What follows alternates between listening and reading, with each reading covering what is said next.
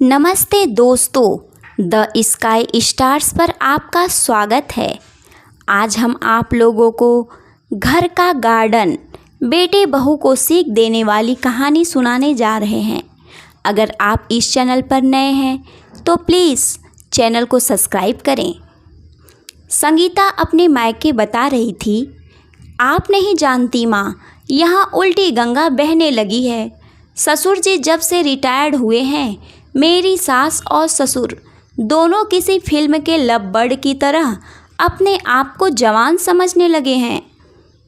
दिन भर हमारे घर के पास बने गार्डन में झूले पर बैठ जाते हैं और बातें करते रहते हैं।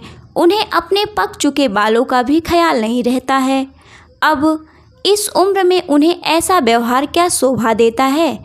संगीता अपने ससुराल के समाचार अपनी माँ को फ़ोन पर बता रही थी। तभी सास शारदा उदास मन से रसोई घर में जाती हैं, क्योंकि बहू की वो कड़वी बातें उन्होंने सुन ली थी। उसकी सभी बातों को नज़रअंदाज कर सास मसाले वाली चाय बना के पहले एक कप बहू को उसके कमरे में देकर दूसरा कप अपने पति सोमनाथ के लिए लेकर जाती हैं। बहू ये देखती है और उन्हें मुँह चिढ़ाती है। सास ने फिर से एक बार उसकी तरफ दुर्लक्ष्य किया, क्योंकि ससुर के निवृत्त होने के बाद यह उनका रोज का नित्य कर्म बन गया था।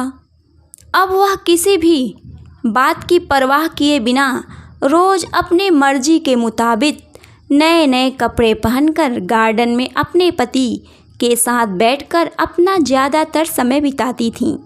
उन्होंने अपनी पूरी ज़िंदगी अपने बच्चों के लिए काम करते बिता दिया था, इसलिए अब बची कुची ज़िंदगी को वह दोनों एक साथ मिलकर बिताना चाहते थे।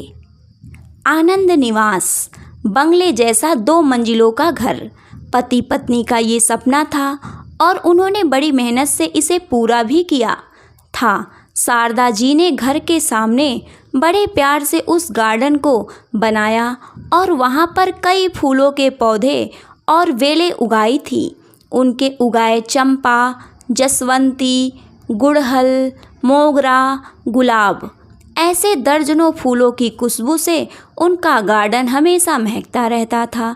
अलग अलग ऋतुओं में शारदा जी अलग अलग सब्जियां भी अपने गार्डन में उगाया करती थीं। रसोई के लिए धनिया, पुदीना और मेथी उन्हें कभी बाहर से खरीदना नहीं पड़ता था। इतने सालों तक काम की भाग दौड़ में सोमनाथ जी कभी इस गार्डन का आनंद नहीं ले पाए थे, लेकिन अब उनका पूरा खाली समय इसी जगह पर बीतता था। दरअसल एक और छोटा सा घर बना सकें, इसलिए उन्होंने वह जगह खरीदी थी, लेकिन अब वह संभव नहीं था।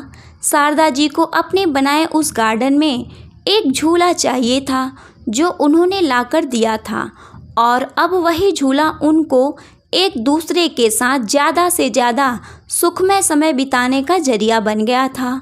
उन्होंने अपने घर में सभी ज़रूरी चीज़ों की और बाकी ऐशो आराम की चीज़ों की कोई कमी नहीं रखी थी। फिर भी बहू को दोनों का उस झूले पर बैठकर समय बिताना खटकता था। पहले दिन भर उसके साथ रहने वाली सास अब ज़्यादा समय अपने पति को देने लगी थी। अपने सास ससुर को टोंट मारने का एक भी मौका संगीता नहीं छोड़ती थी।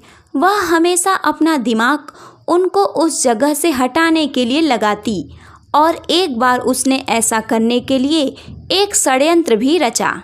अभिनव, तुम्हें नहीं लगता हमें एक बड़ी कार लेनी चाहिए? संगीता ने अपने पति से कहा। आइडिया तो अच्छा है, लेकिन कार रखने के लिए जगह कहाँ है हमारे पास?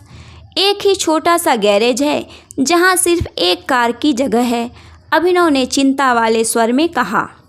कौन कहता है जगह नहीं है? वह गार्डन है ना, जहाँ आजकल 2 लव बर्ड्स अपना डेरा जमाए बैठे हैं। संगीता ने अपनी पति की तरफ तिरछी नज़र करते हुए कहा। आजकल तुम कुछ ज़्यादा नहीं बोलने लगी हो? अभिनव ने अपनी पत्नी को फटकार लगाते हुए कहा। लेकिन सच तो ये था कि उसने भी इस बारे में अपने पिता से बात करने का मन बना लिया था। अगले दिन अभिनव पिता के पास गया और उनसे बोला, पिताजी, मेरा और आपकी बहू का मन है कि एक बड़ी कार ली जाए। पर बेटा, हमारे पास पहले से एक गाड़ी है ना, दूसरी गाड़ी लेने के बाद हम उसे रखेंगे कहाँ? सोमनाथ जी ने कहा। पिताजी, इसी गार्डन में एक नया गैरेज बनाने की सोच रहा हूँ। संगीता को इस गार्डन की कोई पड़ी नहीं है और माँ भी भला अब और कितने दिन तक गार्डन का ख्याल रखेगी। इसलिए अच्छा होगा कि सभी पेड़ पौधों को काट कर यहाँ गैरेज बना लिया जाए। अभिनव ने अपने विचार बताए। दूर खड़ी शारदा जी का यह सुनकर जैसे दिल ही बैठ गया। सोमनाथ जी अपना गुस्सा दबाते हुए, मुझे तुम्हारी माँ से पूछना पड़ेगा, मुझे थोड़ा वक्त दो बेटा।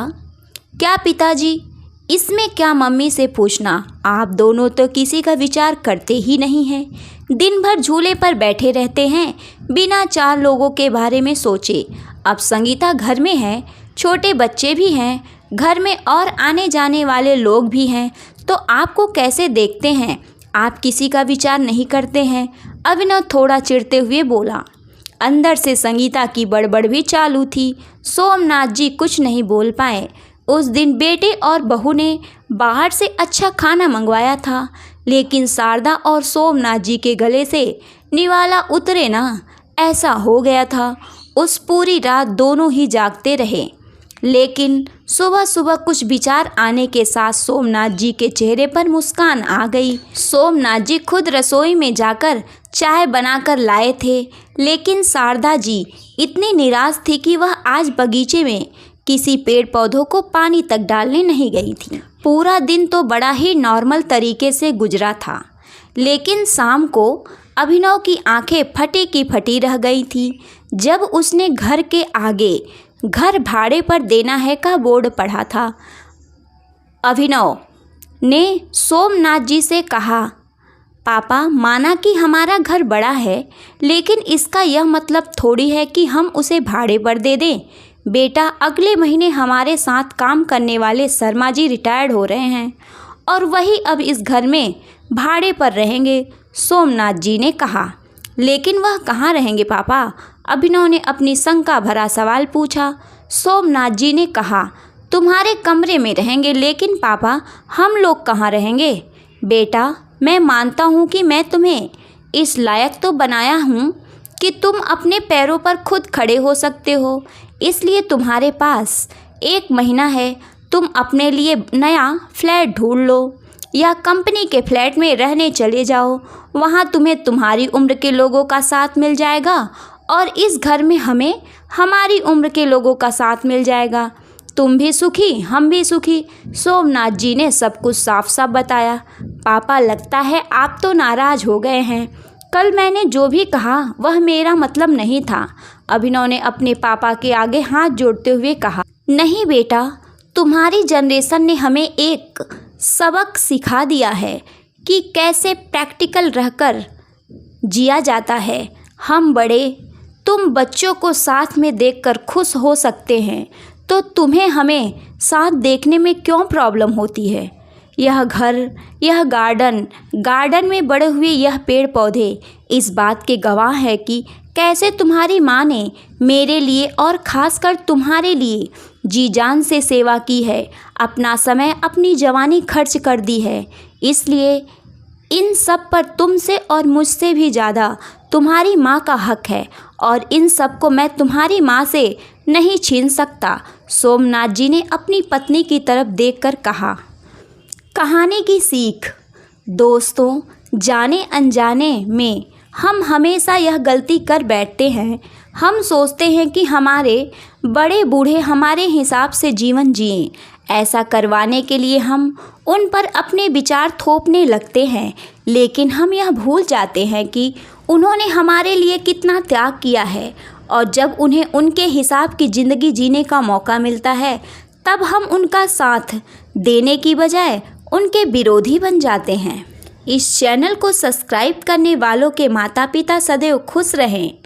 जिसे लगता है माता पिता के चरणों में स्वर्ग है, वे कमेंट करें।